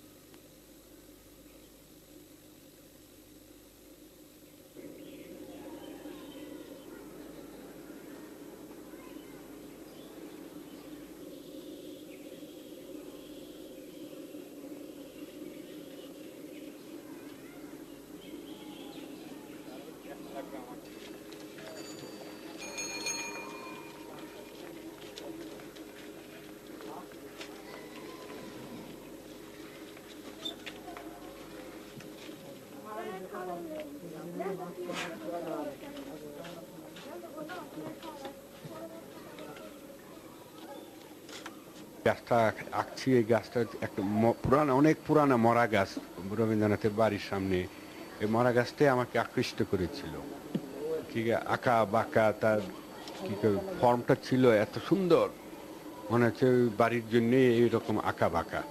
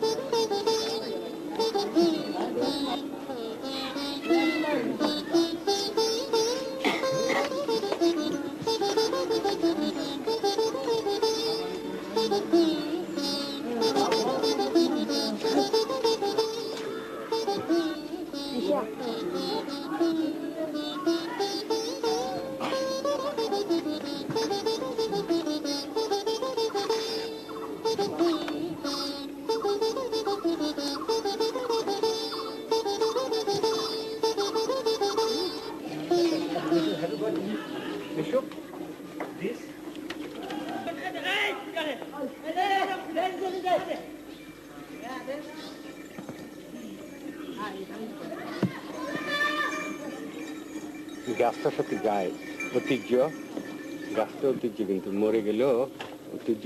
এই ওয়াটার কালার কত বছর পরে আবার? ও 25 বছর, 25 বছর পর ওয়াটার কালার করছে। আগে তো ওয়াটার কালারিস্ট হিসাবে নাম থাকে, ওই জন্য ছেড়ে দিচ্ছি। এই আমার এই স্টাইল কিন্তু আগে 25 বছরের ওয়াটার কালার দেখতে পাবে। সেম, হ্যাঁ, এই যাচ্ছে। কিছু কিছুটা যেহেতু এখনো শেষ করি নাই, ওইটা রয়ে গেছে। ফিনিশিং এটার থেকে তো অয়েল অন্যান্য মাধ্যমে। হ্যাঁ হ্যাঁ হ্যাঁ হ্যাঁ, অয়েল তো আরো, এখন তো আমার অয়েলই, মানে এটাকে ধরে আপনি আরো অয়েল করবো স্বাধীন এবং মজা, রঙের যে মিক্সড হয় না, পানি আর রং গড়ে পড়ে যায়, এটাই একটা শান্তি। ওইটার জন্যই তো ওয়াটার কালার। কিন্তু এমনি মনে করেন যে জানি না, আমি লেমন হিসেবে জিজ্ঞেস করতেছি, এটা রং যে গড়ে একটা রঙ একটু আসতেছে, হ্যাঁ, এটা কি আবার আপনাকে পরে কোনো কারণে ডিস্টার্ব করবে না? না না, এটাই রেখে দিব অনেক সময়। এটা তার ফটো না বাবা, না, এখন স্কেচ করলাম একটা। এত গরম তো, গরমে পাওয়া যায় না, আর কনসেন্ট্রেশন হয় না অনেক। হ্যাঁ, এটা সম্ভব না, এত লোকজন চারদিকে ভিড় করে থাকে। এটা স্কেচ করলাম, প্রথম টোন। দেখো মাঝে মাঝে যে সেকেন্ড টোন দিছি। ও হ্যাঁ হ্যাঁ হ্যাঁ হ্যাঁ হ্যাঁ হ্যাঁ হ্যাঁ। এরপর থার্ড টোন, ফোর্থ টোন দিলে, এরপর গিয়ে পার্সপেক্টিভ, তারপর ডেপথ, সব পরে গভীরতা।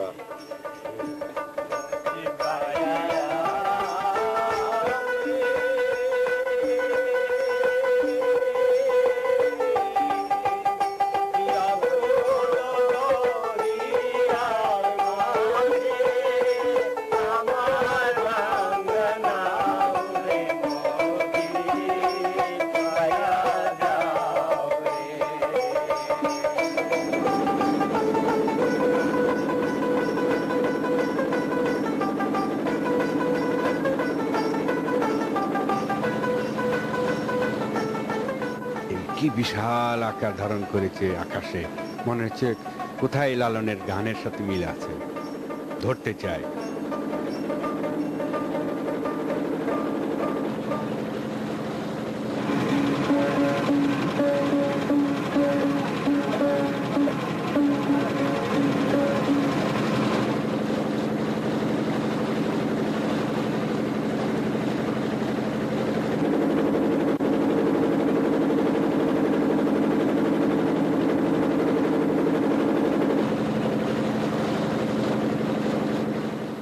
যখন রবীন্দ্রনাথের কবিতাগুলি পড়ছিলাম, মাঝে মাঝে মনে হচ্ছিল ওই যুগেই চলে এসেছি আমি। আবার কতক্ষণ পর মনে হচ্ছে না আমি পদ্মাচরে আজকে আছি।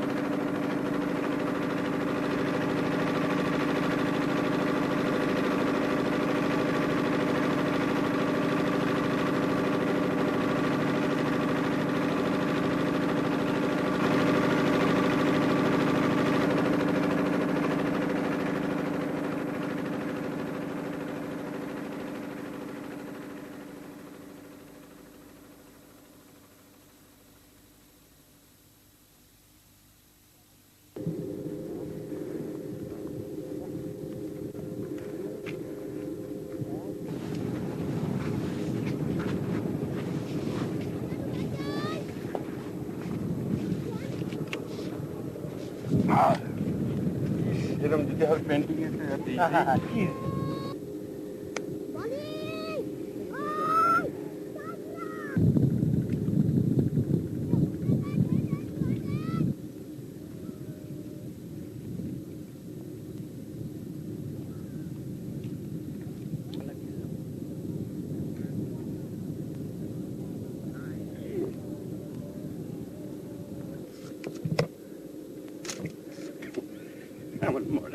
মডেল বানিয়ে ফেললাম।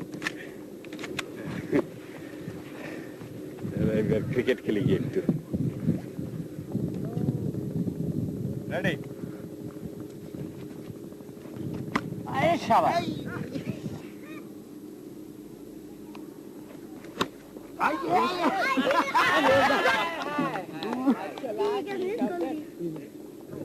এই পাল্লাটা আউট করতে আমার গুড বল।